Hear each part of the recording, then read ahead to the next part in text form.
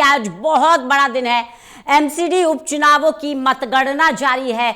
मतदान हो गया था और हर प्रत्याशी अपनी अपनी जीत का दावा ठोक रहा था। और इसी बीच बड़ी जानकारी दे दें आपको, लगातार मतगणना जारी है। उपचुनाव की मतगणना जारी है। सुबह 8 बजे से ही वोट काउंटिंग शुरू हो गई थी। 12 वार्डों की वोट काउंटिंग जारी है। दोपहर तक साफ हो सकते हैं नतीजे। चांदनी महल वार्ड में सबसे ज्यादा वोटिंग हुई है, वहीं ग्रेटर कैलाश में सबसे कम वोटिंग हुई है। बीजेपी, आम आदमी पार्टी, कांग्रेस तीनों ही अपनी अपनी जीत का दावा कर रहे हैं। 10 काउंटिंग सेंटर्स पर सुरक्षा व्यवस्था बेहद कड़ी। स्ट्रांग रूम पर 24 घंटे सीसीटीवी निगरानी रखी जा रही है।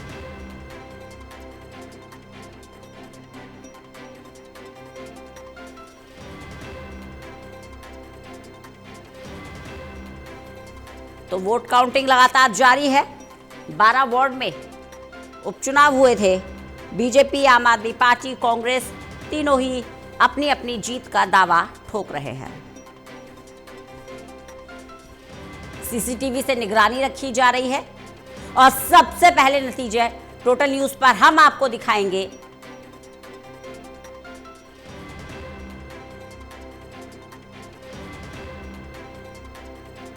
तो मतदान केंद्रों पर जिस तरह से सुरक्षा व्यवस्था बढ़ाई गई थी, मतगणना केंद्रों पर भी सुरक्षा के पुख्ता इंतजाम है। दिल्ली में 10 मतगणना केंद्रों पर 12 एमसीडी सीटों के लिए मतगणना जारी है। आपको बता दें कि ऐसे में मतगणना केंद्र वेस्ट विनोद नगर से काउंटिंग का जायजा लिया है हमारे असिस्टेंट एडिटर ललित नारायण कांडपाल ने। दिल्ली में एमसीडी के 12 सीटों पर हो रहे उपचुनाव के लिए काउंटिंग शुरू हो चुकी है। ठीक 8 बजते ही जो है मंडावली से लेकर दिल्ली के अलग अलग काउंटिंग सेंटर्स पर काउंटिंग शुरू हो चुकी है। अगर मैं आपको वेस्ट विनोद नगर का हाल बताऊं तो यहां से भारतीय जनता पार्टी ने सरला चौधरी को उम्मीदवार बनाया है, जबकि कांग्रेस ने विनय दुबे को उम्मीदवार बनाया है और आम आदमी पार्टी ने अपनी पुरानी पार्षद गीता रावत पर जो है भरोसा जताया है। आज इन तीनों के भाग्य का फैसला होना है।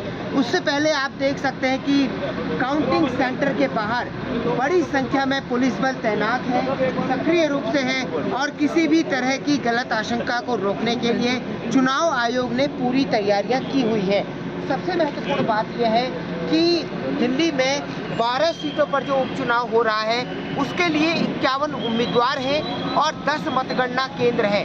सभी 10 मतगणना केंद्रों पर काउंटिंग शुरू हो चुकी है और तैयारियां चल रही है कि आखिरकार, और देखना ये होगा कि कब तक जो है इसके नतीजे निकलकर सामने आते हैं। इससे पहले हमने देखा कि दिल्ली की मुख्यमंत्री रेखा गुप्ता ने भी कैंपेन की कमान संभाली और इसके अलावा कांग्रेस पार्टी ने भी कमान संभाली और आम आदमी पार्टी भी लगातार प्रचार करती हुई दिखाई दी।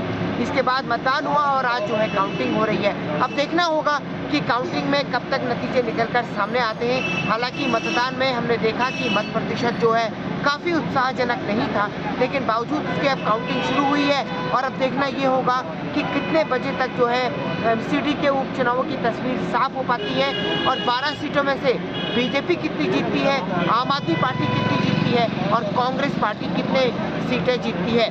कैमरा पर्सन शूरवीर के साथ ललित नारायण कांडपाल, टोटल न्यूज़, दिल्ली।